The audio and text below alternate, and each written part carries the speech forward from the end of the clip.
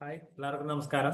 സിലബസിന്റെ പുതിയൊരു ക്ലാസ്സിലേക്ക് സ്വാഗതം. ഇത് നമ്മൾ ഷെയർ ചെയ്യാൻ പോകുന്നത് നമുക്ക് എല്ലാവർക്കും അറിയുന്ന ഇപ്പൊ നമ്മൾ അപ്ലൈ ചെയ്തുകൊണ്ടിരിക്കുന്ന കേരള സെറ്റ് അല്ലേ, അതിന്റെ പേപ്പർ വണ്ണിന്റെ, അതായത് ഫസ്റ്റ് പേപ്പറിന്റെ ജനറൽ പേപ്പറിന്റെ സിലബസ് ആണ് നമ്മളിപ്പോ ഒന്ന് ചർച്ച ചെയ്യാൻ പോകുന്നത്. This will help you. കാരണം ഏത് രീതിയിൽ പഠിക്കണം, എവിടെ നിന്ന് എങ്ങനെയാണ് വരിക എന്നുള്ളത് അറിയാൻ ഈ സിലബസ് അറിയുന്നത് വളരെ ഇമ്പോർട്ടന്റ് ആണ്. സോ അറിയാൻ ശ്രദ്ധിക്കുക. എന്നാൽ നമ്മൾ എല്ലാ ടോപ്പിക്കുകളും വായിച്ചു പോകുന്നതായിരിക്കും. ഓക്കെ, അതിൽ നമുക്ക് ഏകദേശം എങ്ങനെയാണ് വരുന്നത്, ഏതൊക്കെ വരുന്നുണ്ട്, ഏതൊക്കെ ഭാഗങ്ങൾ നിങ്ങൾ കവർ ചെയ്യാത്തതുണ്ട്, ഏതൊക്കെ പഠിച്ചതുണ്ട്, ഏതൊക്കെ പഠിക്കാത്തതുണ്ട് എന്നുള്ളത് മനസ്സിലാക്കുക. കാരണം നെറ്റിന്റെ അതേ ഒരു പേപ്പറിന്റെ ഒരു സിലബസ് തന്നെയാണ് നമുക്ക് ഇവിടെയും വരുന്നത്. ഏകദേശം കുറച്ച് കട്ടിയാണ് പേപ്പർ വൺ എന്ന് പറയുന്നത്. ഓക്കെ, സോ എന്തായാലും നമുക്ക് തുടങ്ങി നോക്കാം. നമുക്ക് ജസ്റ്റ് വായിച്ച് മുന്നിലേക്ക് പോയിക്കൊണ്ടിരിക്കാം. റൈറ്റ്. ഓക്കെ, ഫസ്റ്റ് പേപ്പറിന്റെ തുടക്കത്തിൽ നോക്കുമ്പോൾ ഇതിന് മൊത്തം 6 യൂണിറ്റുകളാണുള്ളത്. സോ ഓരോ യൂണിറ്റിനെയും ഓരോ മോഡ്യൂളുകളായിട്ട് അവർ തിരിച്ചിട്ടുണ്ട്. നമ്മളുടെ നെറ്റിന്റെ അതേ ഒരു പാറ്റേണിലേക്ക് ഇതിൽ കാണാൻ പറ്റും. സോ ഫസ്റ്റ് പേപ്പർ ആണ് അവരുടെ ജനറൽ പേപ്പർ ആയിട്ട് തന്നെ നമ്മൾ അറിയും. അപ്പോൾ അതിലെ 6 യൂണിറ്റിലെ ആദ്യത്തെ യൂണിറ്റ് ആയിട്ടുള്ള ജനറൽ സ്റ്റഡീസ് എന്ന് പറയുന്നത് വരുന്നുണ്ട്. ജനറൽ സ്റ്റഡീസിനെ 4 മൊഡ്യൂളുകളായിട്ട് തിരിച്ചിട്ടുണ്ട്. ഓക്കെ, ഫസ്റ്റ് മൊഡ്യൂൾ എന്ന് പറയുമ്പോൾ ജനറൽ സയൻസ്, അതിലെ mathematics, statics, physics, chemistry and biology. 10ാം class നിലവാരത്തിലുള്ള ചോദ്യങ്ങളാണ് പറയുന്നത്. അതൊക്കെ ഇപ്പൊ കുറച്ചൊരു സ്റ്റാൻഡേർഡ് ആയി വന്നിട്ടുണ്ട്, ഇല്ല എന്ന് നമുക്ക് പറയാൻ പറ്റില്ല. മൊഡ്യൂൾ 2ലേക്ക് വരുമ്പോൾ social science, economics, history, geography and Indian polity. ഇതില് മൊഡ്യൂൾ 2വിനാണ് ഞാൻ കുറച്ചും കൂടി ഇമ്പോർട്ടന്റ് ആയിട്ട് ചോദ്യങ്ങൾ വന്ന് കണ്ടിട്ടുള്ളത്. വണ്ണിലെ വന്നിട്ടില്ല എന്ന് പറയുന്നില്ല, പക്ഷെ 2വില്, അതും ബേസിക് ക്ലാസ് 10, അതായത് നമ്മളൊരു PSC ലെവലിൽ പഠിക്കുന്ന അല്ലെങ്കിൽ ഒരു കേട്ടറ്റിന് മുകളിലായിട്ട് പഠിക്കുന്ന ഒരു ലെവലിലായിരിക്കും അതിലെ ചോദ്യങ്ങൾ വരിക. ഹിസ്റ്റോറിക്കൽ ആയിട്ടുള്ള ഫാക്ടുകൾ ചോദിക്കാറുണ്ട്, സ്ഥലങ്ങൾ ചോദിക്കാറുണ്ട്, മോണുമെന്റ്സ് ചോദിക്കാറുണ്ട്, വാസ് ചോദിക്കാറുണ്ട്, എല്ലാം ചോദിക്കാറുണ്ട്. മൊഡ്യൂൾ 3ലേക്ക് വരുമ്പോൾ ഹ്യൂമാനിറ്റീസ് ആണ് വരുന്നത്. ഹ്യൂമാനിറ്റീസ് സബ്ജക്റ്റിൽ ബേസിക്കലി നമുക്ക് എല്ലാവർക്കും അറിയേണ്ടതായിട്ടുള്ള ലിറ്ററേച്ചർ, അതിപ്പോൾ classics and masterpiece of world and Indian literature, അതായത് ലോകപ്രസിദ്ധമായ എല്ലാ രചനകളും, അതിപ്പോ പെയിന്റിങ് എല്ലാം ചോദിക്കാൻ അതിൽ സാധ്യതയുണ്ട്. വർക്കുകൾ ചോദിക്കാൻ സാധ്യതയുണ്ട്. അത് ഇന്ത്യൻ വർക്കുകൾ, ഇപ്പൊ കേരളത്തിൽ നിന്നുള്ള വർക്ക് ചോദിക്കാം. ചിലപ്പോൾ ഒരു പ്രൈസിനെ കുറിച്ച് ചോദിക്കാം, നോബൽ പ്രൈസിനെ കുറിച്ച് ചോദിക്കാം. എല്ലാം ചോദിക്കാൻ സാധ്യതയുള്ള ഒരു ഏരിയ ആണ് എന്ത്, ഈ ലിറ്ററേച്ചർ എന്ന് പറയുന്നത്. അതുപോലെ തന്നെ ആർട്ട് വരുന്നുണ്ട്. Major art forms of India എന്ന് പറയുന്നത് വളരെ ഇമ്പോർട്ടന്റ് ആണ്. നമ്മൾ PSCക്ക് പഠിക്കുന്ന അതേ രീതിയിലുള്ള ചോദ്യങ്ങൾ തന്നെയാണ് ഇവിടെ വരിക. പ്രത്യേകിച്ച് വ്യത്യാസങ്ങളൊന്നുമില്ല. ഇന്ത്യയിലെ പ്രധാനപ്പെട്ട ആർട്ട്, അത് ട്രൈബൽ ആർട്ട് ആയിരിക്കാം, അല്ലെങ്കിൽ ഇല്ലാത്തതായിരിക്കാം, അതൊരു പെയിന്റിംഗ് ആയിരിക്കാം. ഓക്കെ, കൽക്കട്ടയിലുള്ള ഒരു പെയിന്റിംഗ് ആയിരിക്കാം, കേരളത്തിലുള്ള ഒരു കഥകളി ആയിരിക്കാം, തമിഴ്നാട്ടിൽ നിന്ന് വന്നൊരു നൃത്തരൂപമായിരിക്കാം, എന്തുമായിരിക്കാം. ഓക്കെ, ആൻഡ് കൾച്ചറിൽ ഏത് വരും, life and society in India എന്ന് പറയും. അത് ബേസിക്കലി അത്രയും ചോദിച്ച് കാണാത്ത ഒരു എന്താ പറയാ ഏരിയയാണ്. പക്ഷെ ഏത് സമൂഹമാണ് അല്ലെങ്കിൽ ഏത് വിഭാഗമാണെന്ന് ചോദിച്ച് കണ്ടിട്ടുണ്ട്. ഇനി മൊഡ്യൂൾ 4ലേക്ക് വരികയാണെങ്കിൽ കേരള സ്റ്റഡീസ് വരുന്നുണ്ട്. അതായത് നമ്മൾ HSIക്ക് പ്രിപ്പയർ ചെയ്യുന്നവരാണെങ്കിൽ നമ്മൾ അതിലൂടെ പോയിട്ടുണ്ടായിരിക്കും. സോഷ്യൽ റിഫോമേഴ്സ് വരും. അതുപോലെ തന്നെ നാഷണൽ മൂവ്മെന്റ്സ് വരും. Basically national movements, Kerala model of development, literature, art and culture. ഇപ്പൊ ബേസിക്കലി നമ്മുടെ ഒരു കേരളത്തിന്റെ തനതായിട്ടുള്ള അറിവിനെ കുറിച്ചാണ് ചോദിക്കുന്നത്. കേരള സെറ്റ് ആണല്ലോ. അപ്പോൾ നമ്മുടെ ലിറ്ററേച്ചർ, നമ്മുടെ ആർട്ട്, നമ്മുടെ കൾച്ചർ, അത് നാഷണൽ ലെവലിലും ചോദിക്കാം, കേരളത്തിന്റെ ലെവലിലും ചോദിക്കാം എന്നുള്ളതാണ് നമ്മളൊക്കെ മനസ്സിലാക്കേണ്ടത്. Okay, so unit 1 general studies എന്നുള്ള പേരിൽ വരുന്നത് നമ്മുടെ ബേസിക് അറിവുകളെ മനസ്സിലാക്കാൻ വേണ്ടിയിട്ടുള്ളതാണ്. യൂണിറ്റ് 2ലേക്ക് വരുമ്പോൾ ലാംഗ്വേജ് ആൻഡ് റീസണിംഗ് ആണ് വരുന്നത്. മൊഡ്യൂൾ 1 കോംപ്രിഹെൻഷൻ ആൻഡ് വൊക്കാബുലറി വരുന്നുണ്ട്. അതായത് നമ്മളുടെ ഒരു പാരഗ്രാഫ് വന്നിട്ട് അതിന്റെ കോംപ്രിഹെൻഷൻ ചോദ്യങ്ങൾ ചോദിക്കാം. അതുപോലെ വൊക്കാബുലറി ചോദിക്കുന്നുണ്ട്, പ്രത്യേക വാക്കിന്റെ അർത്ഥം ചോദിക്കാം. വൊക്കാബുലറി ഒക്കെ സാധാരണത്തെ ഒരു ലെവലൊക്കെ വിട്ട് മുകളിലേക്ക് ഹയർ സ്റ്റാൻഡേർഡ്സ് വരാൻ തുടങ്ങിയിട്ടുണ്ട്. അപ്പോൾ നമ്മൾക്ക് അറിയുന്ന അത്രയും ചാൻസസ് എടുക്കാൻ നോക്കുക എന്നുള്ളതാണ്. പിന്നെ ബേസിക് ഇംഗ്ലീഷ് ഗ്രാമർ, അത് മൊഡ്യൂൾ 2 ആയിട്ട് വരുന്നുണ്ട്. മൊഡ്യൂൾ 3ലേക്ക് വരുമ്പോൾ logical reasoning and analytical ability വരുന്നുണ്ട്. മൊഡ്യൂൾ 4ലേക്ക് വരുമ്പോൾ ന്യൂമറസി സ്കിൽസ് വരുന്നുണ്ട്, pattern recognition and order of magnitude. അപ്പോൾ ഈ പാർട്ട് 2 ഇതുപോലെ, അല്ലെങ്കിൽ യൂണിറ്റ് 2 ഇതുപോലെ ഇമ്പോർട്ടന്റ് ആണ്. കാരണം ഇംഗ്ലീഷിൽ നിന്നുള്ള അതുപോലെ ലോജിക്കൽ റീസണിങ്ങും ന്യൂമറിക്കൽ സ്കിൽസും ന്യൂമറസി സ്കിൽസും ഇല്ലാത്ത ചോദ്യങ്ങളും നമ്മളില്ലാത്തൊരു പരീക്ഷയൊന്നും നമ്മൾ കണ്ടിട്ടില്ല. സോ എല്ലാം അതിന് അനുസരിച്ചിട്ടുള്ള ഇമ്പോർട്ടൻസ് നൽകി നമ്മൾ പഠിക്കണം.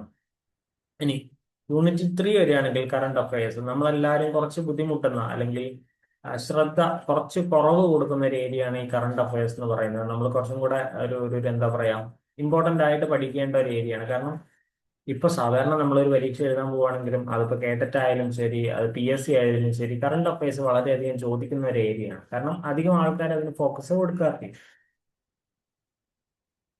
അതുകൊണ്ട് തന്നെ കറണ്ട് അഫയേഴ്സ് കുറച്ചും കൂടെ നന്നായിട്ട് നോക്കിക്കഴിഞ്ഞാൽ ആ ഒരു മാർക്ക് ചിലപ്പോൾ ഒരു ന്യൂസ് പേപ്പറിലെ ഒരു റിപ്പോർട്ട് ആയിരിക്കാം. ഓക്കെ, അതൊന്ന് നമ്മൾ നോക്കാൻ ശ്രമിക്കുകയാണെങ്കിൽ അതെന്തായാലും നമുക്ക് കിട്ടും. ഇപ്പൊ നമ്മളുടെ ചാനലിൽ തന്നെ ഞാൻ തന്നെ അപ്ലോഡ് ചെയ്യുന്നുണ്ട്.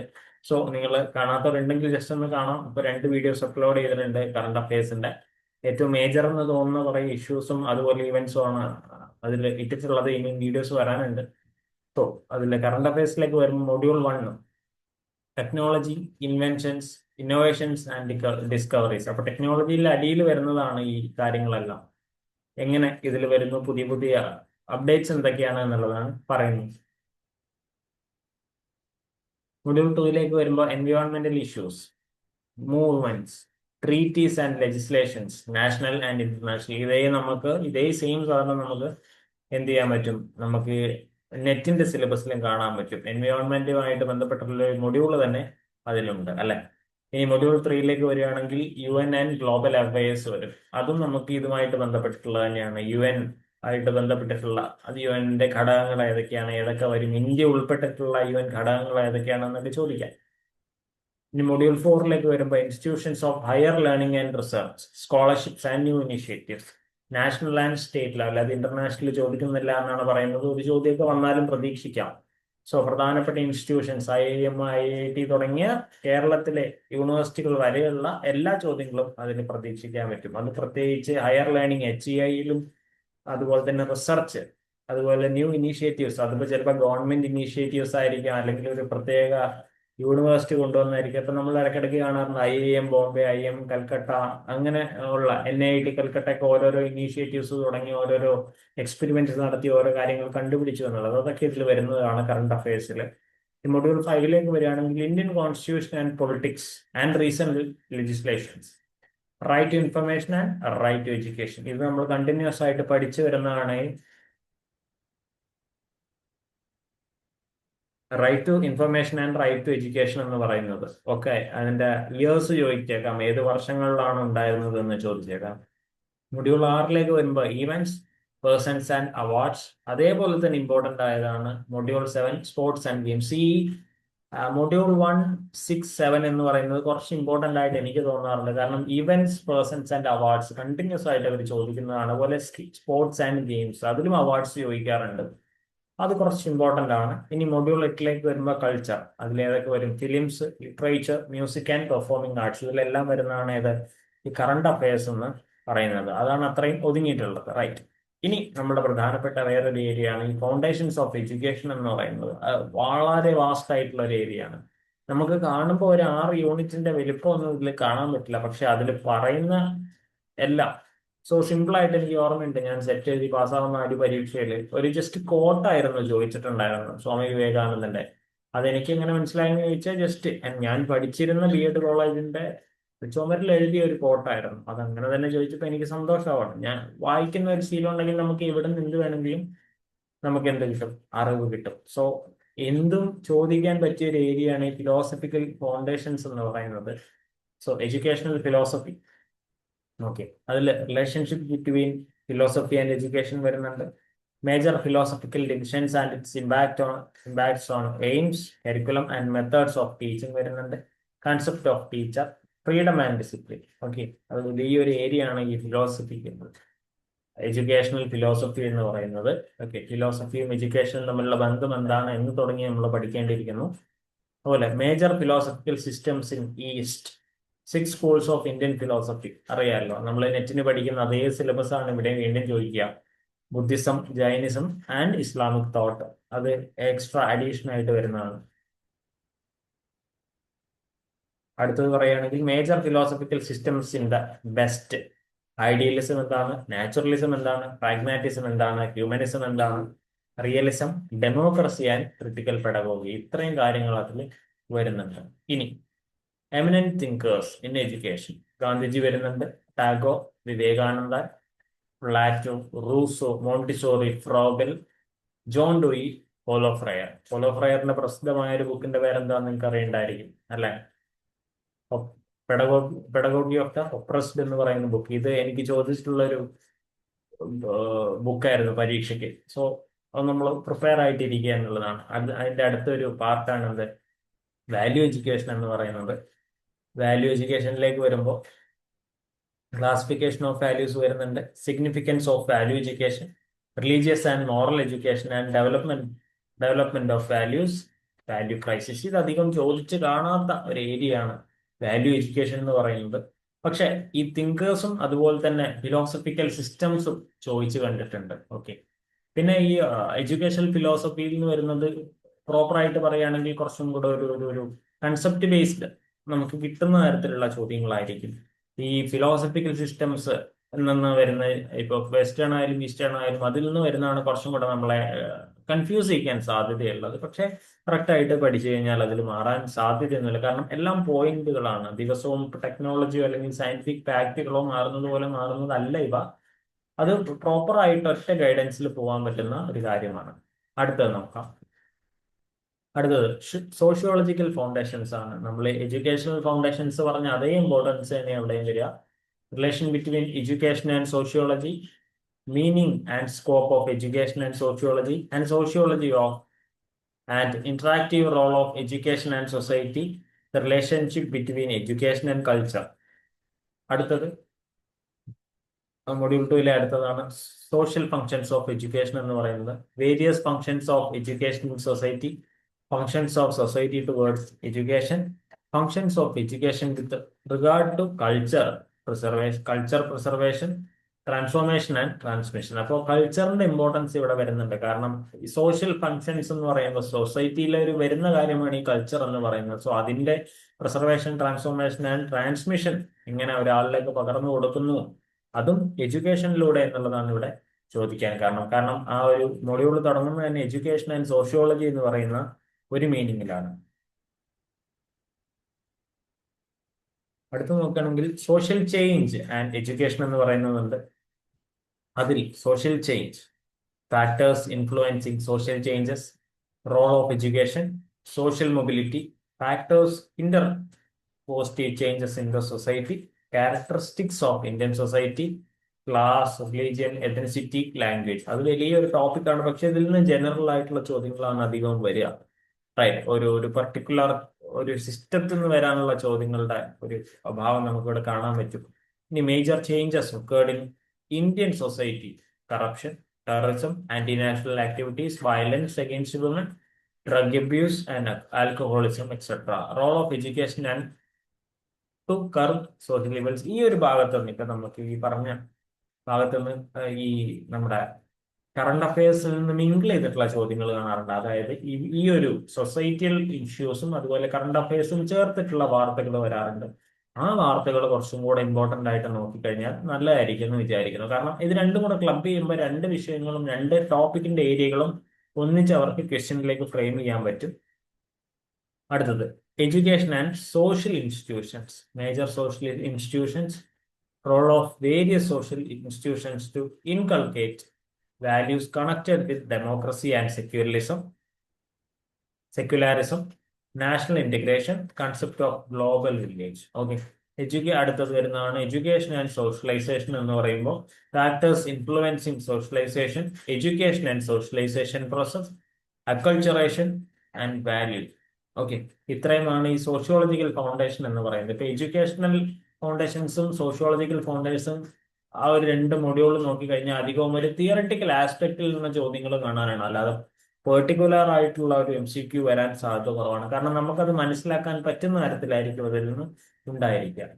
ഇനി മൊഡ്യൂൾ 3 പോകുമ്പോൾ സൈക്കോളജിക്കൽ ഫൗണ്ടേഷൻസ്, ഇതാണ് നമ്മളുടെ മെയിൻ ഏരിയ എന്ന് പറയുന്നത്. അല്ലെങ്കിൽ ഇതിൽ നിന്നും ഒരു ചോദ്യങ്ങളുടെ എണ്ണം കാണാറുണ്ട്, അധികമൊന്നുമില്ല. കാരണം ഇത്രയും ഏരിയ കവർ ചെയ്താലേ അവർക്ക് മൊത്തമുള്ള ഒരു ക്വസ്റ്റ്യന്റെ എണ്ണം കാണാൻ പറ്റുള്ളൂ. സോ അതിൽ എഡ്യൂക്കേഷണൽ സൈക്കോളജി ഉണ്ട്, meaning, scope, okay, and of psychology വരുന്നുണ്ട്, എഡ്യൂക്കേഷണൽ സൈക്കോളജി വരുന്നുണ്ട്, സ്കൂൾ സൈക്കോളജി വരുന്നുണ്ട്, ക്ലിനിക്കൽ സൈക്കോളജി വരുന്നുണ്ട്, ആപ്ലിക്കേഷൻസ് ഓഫ് സൈക്കോളജി വരുന്നുണ്ട്. ഗൈഡൻസ് ആൻഡ് കൗൺസിലിംഗ് എന്താണെന്ന് ചോദിക്കും. രണ്ടും രണ്ടാണെന്ന് നമുക്കറിയാം. ഗൈഡൻസും കൗൺസിലിംഗും തമ്മിൽ ഉള്ള വ്യത്യാസം, അതായത് ഒരു പോയിന്റ് ആയിട്ടായിരിക്കും ചോദിക്കുന്നത്. പിന്നെ ലൈഫ് സ്കിൽസ്, എഡ്യൂക്കേഷൻ എന്നിവ എന്താണെന്നും ചോദിക്കാം. ഓക്കെ, അത് ഒരു പ്രധാനപ്പെട്ട ഏരിയ ആയിട്ട് നമുക്ക് കണക്കാൻ പറ്റും. അവിടെ നിന്നുള്ള വെറൈറ്റി ഉള്ള ചോദ്യങ്ങൾ, സ്കൂൾ സൈക്കോളജിയിൽ എങ്ങനെ വ്യത്യാസം വരുത്താം, അവിടെ ആപ്ലിക്കേഷൻ ലെവലിൽ എങ്ങനെ വരും എന്നുള്ളതൊക്കെ അതിൽ വരുന്നതാണ്. ഇനി പേഴ്സണാലിറ്റിയിലേക്ക് വരികയാണെങ്കിൽ പേഴ്സണാലിറ്റി അപ്രോച്ചസ് അതാണ് വരുന്നത്. സൈക്കോ അനലിറ്റിക്കൽ വരുന്നുണ്ട്, നമ്മുടെ ഫ്രൂയിഡിന്റെ. ബിഹേവിയറിസ്റ്റ് വരുന്നുണ്ട്, ഹ്യൂമനിസ്റ്റ് വരുന്നുണ്ട്, ട്രൈറ്റ് അപ്രോച്ച് വരുന്നുണ്ട്. മോട്ടിവേഷൻ എന്താണ്, ഇൻട്രൻസിക് ആൻഡ് എക്സ്ട്രിൻസിക് എന്താണ്, അപ്രോച്ചസ് ടു മോട്ടിവേഷൻ എങ്ങനെയാണ് ഉണ്ടാവേണ്ടത്, എങ്ങനെ മോട്ടിവേറ്റ് ചെയ്യിക്കാം, behavioural, humanistic, cognitive and socio culture. ഇതിലൊക്കെ എങ്ങനെയാണ് പേഴ്സണാലിറ്റി എഫക്ട് ചെയ്യുന്നത്, പേഴ്സണാലിറ്റിനെ ഇതെങ്ങനെയാണ് അഫക്ട് ചെയ്യുന്നത് എന്നുള്ളതും ഉണ്ട്.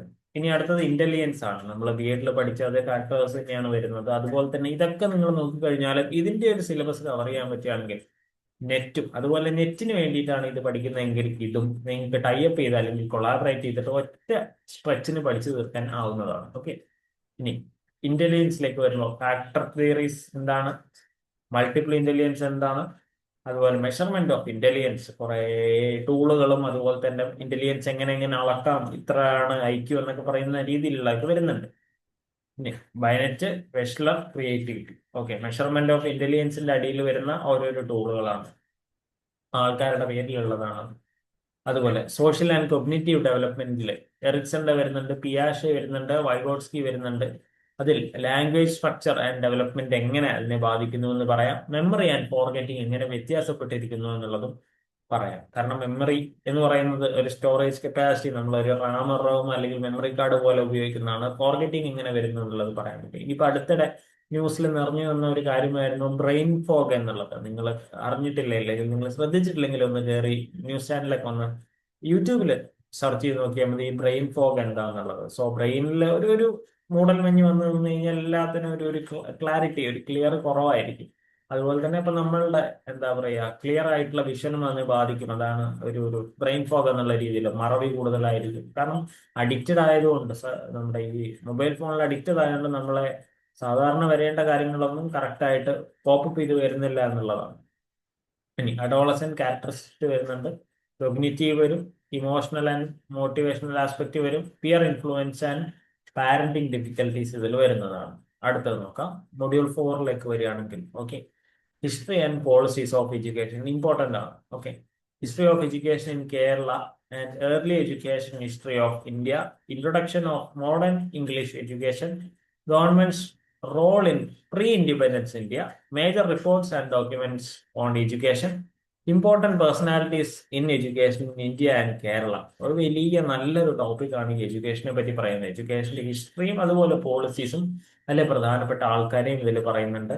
ഇനി reports and policies on education in post independence period, NPE first, second and third, BPEEGELIEDSS എന്ന് പറയുന്ന പോളിസീസിനെ കുറിച്ച് അത് നമ്മൾ അധികം കേൾക്കാൻ സാധ്യതയില്ലാത്തതാണ്. Still acts and bills relevant to higher education, major bills and acts on HEI promulgated by Parliament of India and Legislative Assembly of Kerala. അപ്പോൾ ഇന്ത്യൻ സെൻട്രൽ ഗവൺമെന്റും അതുപോലെ നമ്മളുടെ കേരള ഗവൺമെന്റും നടത്തിയ മേജർ ആക്ട്സ് ആൻഡ് ബിൽസ് അവർ ചോദിക്കാൻ സാധ്യതയുണ്ട്. അതുപോലെ പ്രോഗ്രാംസ് ഫോർ, അടുത്തതാണ് programmes for universalisation of education, Saakshar Bharat, RTA act എന്താണ്, DPP എന്താണ്, നമ്മൾ ബി എഡിൽ പഠിച്ചതാണ്. SSA എന്താണ്, RMSA എന്താണ്, RUSA എന്താണ്. ഓക്കെ, ബേസിക് കൺസെപ്റ്റുകളാണ് ചോദിക്കുക.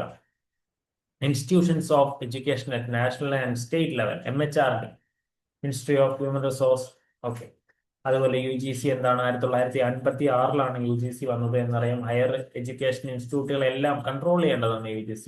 NCTE എന്താണ്, NCERT എന്താണ്, NUEPA, SCERT സ്റ്റേറ്റ് കൗൺസിലാണ് അല്ലെ. അതുപോലെ ഡയറ്റ് എന്താണ്, CET എന്താണ്, SIET എന്താണ്, എല്ലാം ഇതിന്റെ ഉള്ളിലാണ്. അപ്പോൾ എഡ്യൂക്കേഷണൽ കൺസൾട്ടൻസീസും അതുപോലെ തന്നെ എഡ്യൂക്കേഷണൽ ലെവലിലുള്ള ഇൻസ്റ്റിറ്റ്യൂഷൻസ് ഇവിടെ ചോദിക്കും. ഇനി 5ാമത്തെ യൂണിറ്റിലേക്ക് പോവുകയാണെങ്കിൽ ടീച്ചിങ്, ലേണിംഗ് ആൻഡ് ഇവാലുവേഷൻ എന്ന് പറയുന്നത് കാണാൻ പറ്റും. ഓക്കെ, ഇനി ഇതിൽ എന്തൊക്കെയാണ് വരുന്നത്, മൊഡ്യൂൾ 1 നോക്കുകയാണെങ്കിൽ ഓക്കെ, ടീച്ചിങ് ആപ്റ്റിറ്റ്യൂഡ് ആണ്. ഇതിൽ നിന്നും നെറ്റിൽ ചോദിക്കുകയാണെങ്കിൽ ഇതിൽ ബേസിക്കലി വരുന്നത് എന്താണ്? ടീച്ചിങ് ആപ്റ്റിറ്റ്യൂഡിൽ നിന്ന് ഒരു പക്ക ഒരു വൺ വേർഡ് ആൻസർ ചോദിക്കാൻ സാധ്യത കുറവാണ്. ഇവിടെ നിങ്ങളുടെ പാഷനും അതുപോലെ ക്രൈറ്റീരിയാസും എങ്ങനെയാണ് എഡ്യൂക്കേഷനുമായിട്ട് ആപ്റ്റിറ്റ്യൂഡ് ബന്ധപ്പെട്ട് നിൽക്കുന്നതെന്നുള്ള ഒരു ഒരു ഒരു ഒരു ഒരു ഗ്രൗണ്ട് ലെവലിലുള്ള ചോദ്യമായിരിക്കും ചോദിക്കാൻ സാധ്യത. Teaching aptitude, teacher characteristics, teaching as A profession, skill based theoretical knowledge, teacher competency and teacher accountability, administrative aptitude, administrative models, administrative roles of teachers, obligation to students, parents and society, reflective practices, components in reflective practice, innovative teaching, mechanisms of feedback to learners, self assessment. ഇത് ഇത്രയും ഒറ്റ ഒരു അടിക്ക് നമുക്ക് വായിക്കാം. Okay, അടുത്ത് professional development. Needs for a professional development, technological advancement, professional association, pre-service and in-service training, cluster training, teacher training and grading. Okay, ഒരു teacher ആയി കഴിഞ്ഞാൽ പ്രൊഫഷണലി എങ്ങനെ ഡെവലപ്പ് ആവണം എന്നുള്ളതാണ് അവർ പറയുന്നത്. Teacher characteristics, essential characters for a quality teacher. Professional qualities, teacher as an agent of social reformation. Okay, ഇത്രയുമാണ് module 1 വരുന്നത്. ഇനി 2 വന്നു കഴിഞ്ഞാൽ ടീച്ചിങ് മെത്തേഡ്സ് ആണ് ചോദിക്കുക. Teaching skills, essential teaching skills and quality teaching and teaching skills. അതുപോലെ തന്നെ micro teaching. Micro ടീച്ചിങ്ങിലേക്ക് വരുമ്പോൾ എത്ര ആൾക്കാരെയാണ് പഠിപ്പിക്കുക, എത്ര സമയമാണ് പഠിപ്പിക്കുക എന്നുള്ള ചോദ്യങ്ങളൊക്കെ നമ്മൾ പരിചയിച്ചതാണ്. അങ്ങനത്തെ ചോദ്യങ്ങൾ ചോദിക്കാൻ സാധ്യതയുണ്ട്. Methods of teaching. ഓക്കെ, ഏതൊക്കെ മെത്തേഡിലൂടെ ടീച്ച് ചെയ്യാം. Analysis of major methods of teaching. Okay, നമ്മൾ പഠിച്ചിട്ടുണ്ട് ഏതൊക്കെ മെത്തേഡുകളാണ് ഉള്ളത് എന്നുള്ളത്. ഇനി techniques and approaches to teach, individualized instruction, group instruction, peer teaching, mentoring, facilitated instruction, distance and online teaching. Okay, instructional models of teaching, significance of models of teaching അത് നമ്മൾ പഠിച്ചിട്ടുണ്ട്. കൺസെപ്റ്റ് അറ്റൈൻമെന്റ് മോഡൽ ഉണ്ട്, advance organizer ഉണ്ട്, cognitive growth ഉണ്ട്, group investigation models of teaching. ഇത്രയും models ഏറ്റവും ചുരുങ്ങിയ രീതിയിലാണ്. അതുപോലെ teaching and learning resources, classification of audio visual AIDS, അത് ആർക്ക് വേണ്ടി ഉപയോഗിക്കാം, എങ്ങനെ ഉപയോഗിക്കാം, ഏത് തരത്തിൽ ഉപയോഗിക്കാം എന്നുള്ളതൊക്കെ വരും.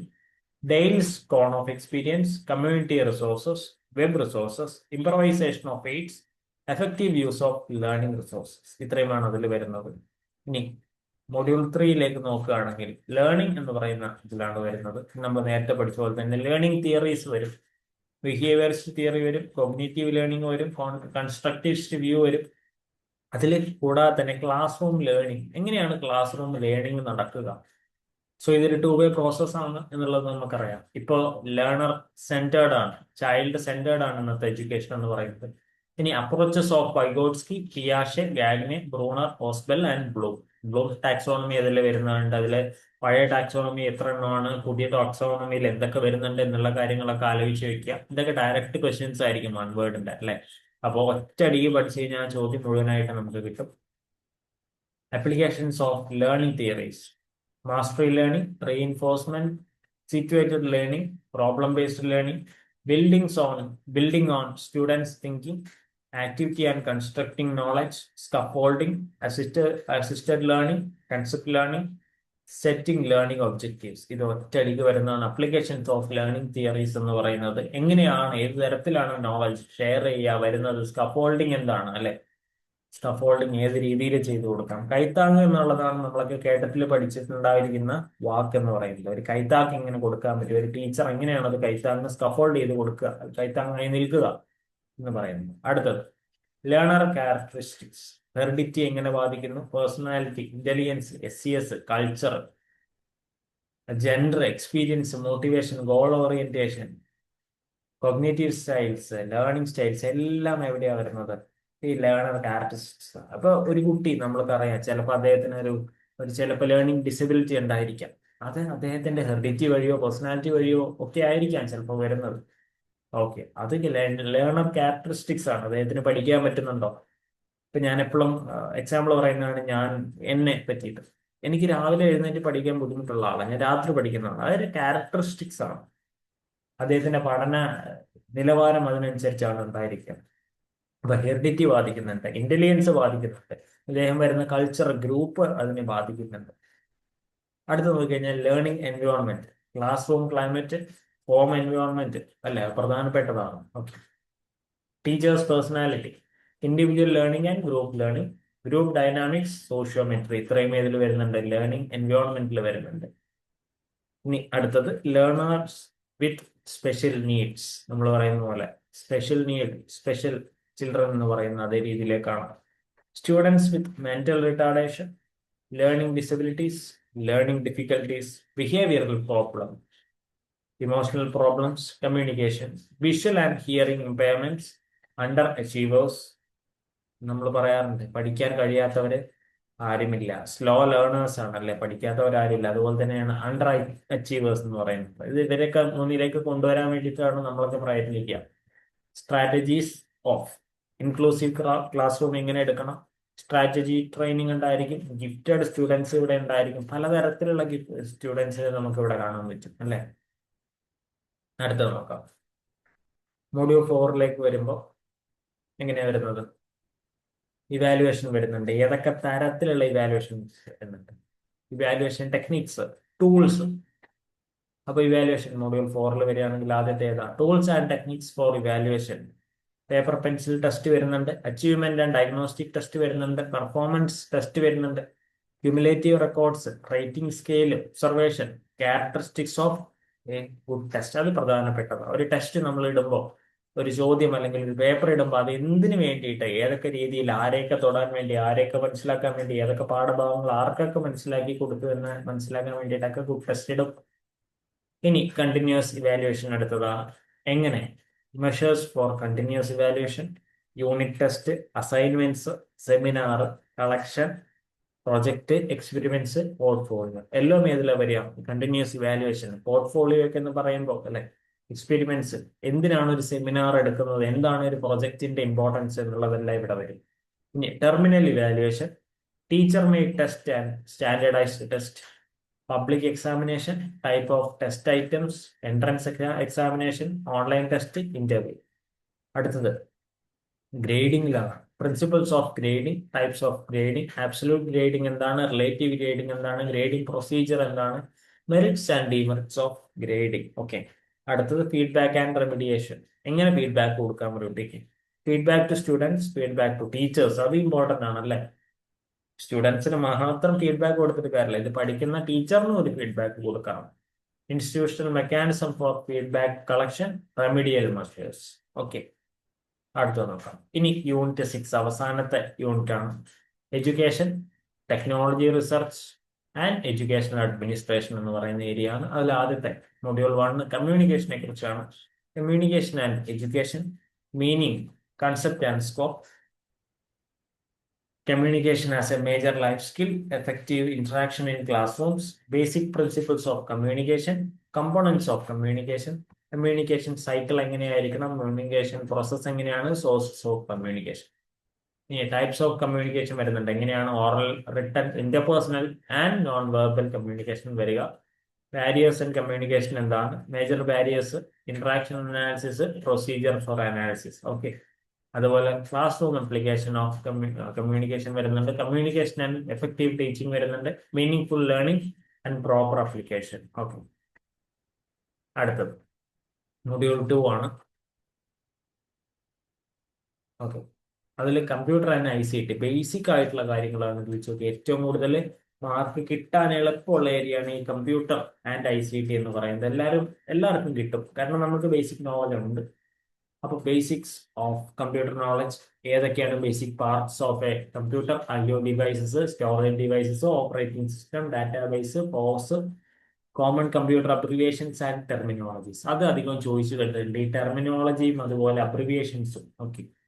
അതുപോലെ കമ്പ്യൂട്ടർ നെറ്റ്വർക്ക്സ് ആൻഡ് ഇന്റർനെറ്റ്, അതിലേതൊക്കെ വരും? Basics of computer network, LAN, വാന്, മാൻ എന്ന് പറയുന്നത്. ടൈപ്സ് ഓഫ് നെറ്റ്വർക്ക്, ഇന്റർനെറ്റ് എന്താണ്, WWW എന്താണ്, browsers, search engines, email, virus, antivirus, software, cyber security, cyber law, India IT Act 2000. ഇതൊക്കെ വളരെ ഇമ്പോർട്ടൻ്റ് ആണ്. ഇന്നൊക്കെ കണ്ടിന്യൂസ് ആയിട്ട് ചോദ്യം വരും. ഒരു മാർക്കിനുള്ള ചോദ്യം ഈ ഒരു ഏരിയയിൽ നിന്ന് തന്നെ നമുക്ക് മിനിമം കിട്ടും. ഓക്കെ. ആന്റിവൈറസിന്റെ ഒക്കെ പേര് ചോദിച്ചു, വൈറസിന്റെ പേര് ഡയറക്റ്റ് ആയി ചോദിച്ചെന്താന്ന് ചോദിച്ചിട്ടുള്ള രീതികൾ കണ്ടിട്ടുണ്ട്. അടുത്തത് office tools, word processing, editing and formatting document, printing, inserting tables and pictures, spreadsheet, creating worksheet, working with formula bar, power point, creating and designing slides, insertion of objects and functions. Basic ആയിട്ടുള്ള power point, അതുപോലെ തന്നെ MS ഓഫീസിനെ കുറിച്ചാണ് ചോദ്യങ്ങൾ വരിക. Okay, അതുകൊണ്ടാണ് അത്രയും സ്പീഡിൽ വായിച്ചു പോയത്. ഇനി ICT enabled learning. ICT enable ചെയ്തിട്ട് എങ്ങനെ പഠിപ്പിക്കാം? ഇ ലേണിംഗ്, ഈ കണ്ടന്റ് പോർട്ടൽസ് ഏതൊക്കെയാണ്, അത് കേരളത്തിലുള്ളത് ഏതൊക്കെയാണ്, ഇന്ത്യയിലുള്ളത് ഏതൊക്കെയാണ്, ഇന്ത്യൻ ഗവൺമെന്റ് കൊടുക്കുന്ന ഏതൊക്കെയാണ്, ഓക്കെ. അത് video conferencing, interactive educational tools ഏതൊക്കെയാണ്, MOOC നമ്മൾ കേട്ടിട്ടുണ്ടായിരിക്കും അല്ലെ, മാസീവ് ഓൺലൈൻ ഓപ്പൺ കോഴ്സ് ആണ്. അപ്പൊ MOOCനെ കുറിച്ച് ചോദിച്ചേക്കാം, സ്വയത്തിനെ കുറിച്ച് ചോദിച്ചേക്കാം, പ്രധാനപ്പെട്ട പോർട്ടലുകളെ കുറിച്ച് ചോദിച്ചേക്കാം, മൂഡിലിനെ കുറിച്ച് ചോദിച്ചേക്കാം, അതുപോലെ smart classroom, ITH school project എന്താണ്, ഇത്രയുമാണ് അതിൽ വരിക. ജനറൽ അപ്ലിക്കേഷൻസിലേക്ക് വരികയാണെങ്കിൽ e commerce, e governance, e banking, mobile apps, social networking apps, green computing, super computing, cloud സ്റ്റോറേജുകൾ എന്താണ്. ഇപ്പൊ ഈ ഇതിൽ വരുന്ന സോഷ്യൽ നെറ്റ്വർക്കിംഗ് ആപ്സിനെ കുറിച്ച് ചോദിച്ചു കണ്ടിട്ടുണ്ട്. അതും ഇതുപോലെ കറണ്ട് അഫെയറുമായിട്ട് ബന്ധപ്പെട്ട് നിൽക്കുന്ന ഒരു ചോദ്യമാണ്. ഈ മൊഡ്യൂൾ 3ലേക്ക് വരികയാണെങ്കിൽ ആസ്പെക്ട്സ് ഓഫ്, അല്ലെങ്കിൽ റിസർച്ച് ഇൻ എഡ്യൂക്കേഷൻ വരെ. അപ്പൊ അതിൽ ആസ്പെക്ട്സ് ഓഫ് എഡ്യൂക്കേഷണൽ റിസർച്ച് വരും, meaning and scope of research in education, steps in educational research, uses of statistics in educational research. അടുത്തത് വരികയാണെങ്കിൽ ടൈപ്സ് ഓഫ് റിസർച്ച്, ഹിസ്റ്റോറിക്കൽ ഉണ്ടായിരിക്കാം, descriptive ഉണ്ടായിരിക്കാം, experimental ഉണ്ടായിരിക്കാം, ക്വാണ്ടിറ്റേറ്റീവ് ഉണ്ടായിരിക്കാം, ക്വാളിറ്റേറ്റീവ് ഉണ്ടായിരിക്കാം.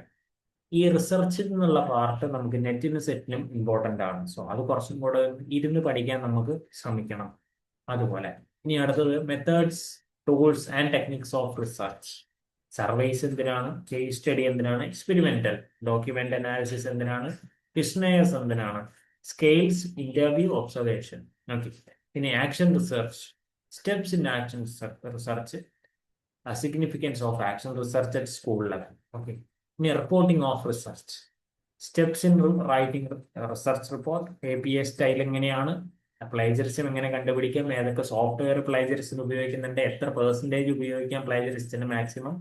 ഇനി എത്തിക്സ് ഇൻ എഡ്യൂക്കേഷണൽ റിസർച്ച്, അതും പ്രധാനപ്പെട്ട കാര്യമാണ്. ഓക്കെ. ഇനി 4ാമത്തെ മൊഡ്യൂളാണ് എഡ്യൂക്കേഷണൽ അഡ്മിനിസ്ട്രേഷൻ.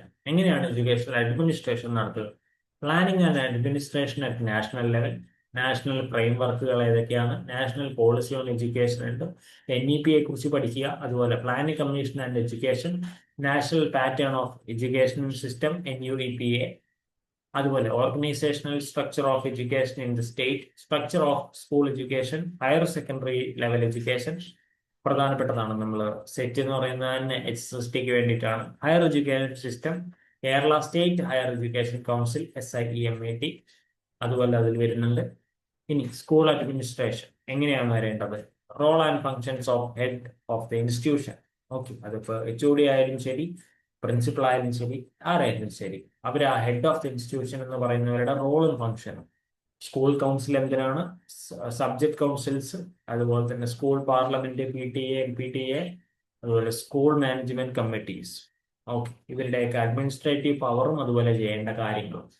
ഇനി management and governance, management of resources at various levels, provisions for equal educational opportunities, free text books, free uniform, mid day meal, e-governance. Okay. International agencies and education, UN and goals of education in India. UN പറയുന്ന രീതികൾ ഏതൊക്കെയാണ്, അവരുടെ goals എന്താണ്, അത് ഇന്ത്യയിൽ എങ്ങനെ നടപ്പാക്കുന്നു.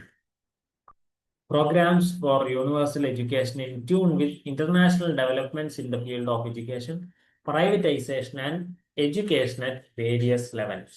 Okay. So ഇത്രയുമാണ് നമ്മളുടെ സെറ്റിന്റെ ജനറൽ പേപ്പറിന്റെ എന്ത് സിലബസ് എന്ന് പറയുന്നത്. നിങ്ങൾക്ക് മനസ്സിലാക്കാം എത്രത്തോളം വാസ്റ്റ് ആണ് എന്നുള്ളത്. അത്രയും വാസ്റ്റ് ഏരിയയിൽ നിന്നാണ് അവർ 80 അല്ലെങ്കിൽ 120 ചോദ്യങ്ങൾ മൊത്തം എടുക്കുന്നത്. നമുക്ക് ഓരോരോ സബ്ജക്റ്റിന്റെ സിലബസ് നോക്കുകയാണെങ്കിൽ അത്രയും വാസ്റ്റ് ആയിട്ട് നമുക്ക് കാണാൻ പറ്റും. സോ മാക്സിമം നമ്മൾ ശ്രമിക്കണം. മാക്സിമം നമ്മൾ സിലബസ് നിങ്ങളുടെ കൂടെ ഉണ്ടായിരിക്കും, നമ്മളുടെ ചാനൽ നമ്മളുടെ കൂടെ ഉണ്ടായിരിക്കും. സോ വിൽ ഡു അല്ലെ, അതാണ് അതിന്റെ ഒരു എന്താ പറയാ ധൈര്യം എന്ന് പറയുന്നത്. എന്തായാലും പഠിച്ചു തുടങ്ങുക. നിങ്ങളുടെ രജിസ്ട്രേഷൻ ഡേറ്റ് ജൂൺ വരെ നീട്ടിയിട്ടുണ്ട്. ജൂൺ വരെയാണ് ഇപ്പോൾ ആസ് ഓഫ് നൗ ഉള്ളത്. So, ധൈര്യമായിട്ട് കൊടുക്കുക, പഠിച്ചു തുടങ്ങുക, എത്രയും പെട്ടെന്ന് തന്നെ പരീക്ഷയ്ക്ക് വേണ്ടിയിട്ടുള്ള എല്ലാ കാര്യങ്ങളും ചെയ്തു തുടങ്ങുക. അപ്പോൾ അടുത്തൊരു ക്ലാസ്സിൽ നമുക്ക് എന്തായാലും കാണാം. അടുത്തുവരെ bye bye and see you. Wish you all the best.